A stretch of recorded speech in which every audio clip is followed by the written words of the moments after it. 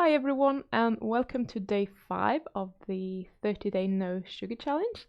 If you haven't yet subscribed to the channel, can you please do so? I would really appreciate that. And also, there are maybe 100 or more people watching these videos, and I only get like 30 likes maybe at max. So if you could just hit that like button as well, I would really appreciate that. It will help people find the video and the channel, and that will ultimately mean that I can help more people and more people will feel better. So please do me a favor, do that. It will take you less than a second to just click that one. So today I'm going to talk about dairy, and I would say that dairy is quite a controversial topic because it does affect different people differently. So some people will do really well with dairy, and some people will not tolerate dairy at all, and then you have all the people in between. So please be mindful of how it affects you, because the way it affects me is not going to be the same way that it affects you.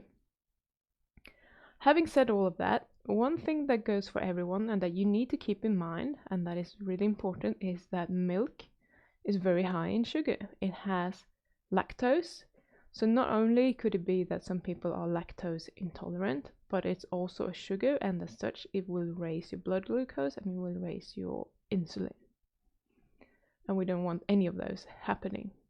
So please cut the milk out if you can, because it will mess with your sugar metabolism. The same goes for many yogurts, probably all yogurts, soft cheeses. You need to check the label to see how much sugar is actually in there, because some of the soft cheeses could actually be fairly okay, and some of them are quite high in sugar. And also be mindful of what it is that you're checking. So if you watched my video yesterday on food labeling, you will see that there's a difference between amount of carbs per serving and per 100 grams, and we want to keep the sugar content as low as possible. So if it's 3 grams per 100 grams and you're going to eat 100 grams of soft cheese, then you know that you're getting 3 grams of carbs. It's not a huge amount, and you can probably eat that. But if it's up around 8, 9 and you're going to eat 100 grams, maybe 200 grams, then we're starting to talk about something that will actually affect you. So in that case, I probably would stay away from it. So having said all of that, some people don't handle dairy well or don't handle certain components of dairy well. I'm one of them, and I have found out that it's whey protein. That's not the most common thing that people don't handle well. Usually it's lactose or it's casein. But either way, the only way that you will find out for real is if you are eliminating dairy from your diet. And I would say preferably 3 weeks or more, but you can probably get away with it, and I get fairly accurate result if you remove all dairy from your diet for 2 weeks. But I would rather see that you do for 3 weeks if you can do that. And then you reintroduce it. You don't change anything else.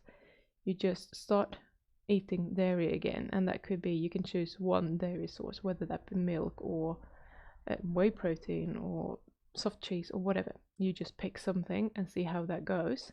But if you think that you are sensitive to lactose, then I would test milk. If you think you're sensitive to casein, for example, I would probably pick cheese. You're going to get a better result that way. But you can reintroduce one type of dairy, take it away for a few days, and then reintroduce another type of dairy and see how that goes. Also, for some people, dairy can be very inflammatory, and for others it isn't, which is really a bit of a paradox. And again, if you are here because you want to lose weight, I would definitely recommend that you cut out all dairy. Dairy and nuts are 2 of the things that are usually stopping people on low carb diets from losing weight. And I think there are a couple of things that contribute to that. One is the inflammation. Inflammation can stall or stop weight loss, absolutely, but also the high energy content in them both, and it's so easy to overeat both dairy and nuts. And they're both a bit addictive, to be fair.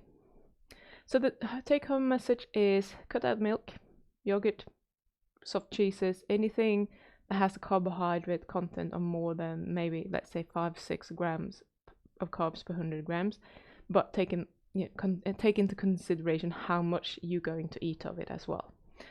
Stop all dairy if you want to lose weight or suspect any type of dairy sensitivity. Never ever ever do low carb dairy. They are more insulinogenic than other dairy, and they often have added sugars or some other bullshit that you don't actually want to eat. And then check the labels. Keep checking the labels. If you don't know what's in it, you might eat something that you think is good, which isn't good, and then one day in 2 years' time, you have a look and you realize what a mistake you made. So always check the labels. That's all for today. Tomorrow I will speak about sweeteners, so I will see you then. Bye!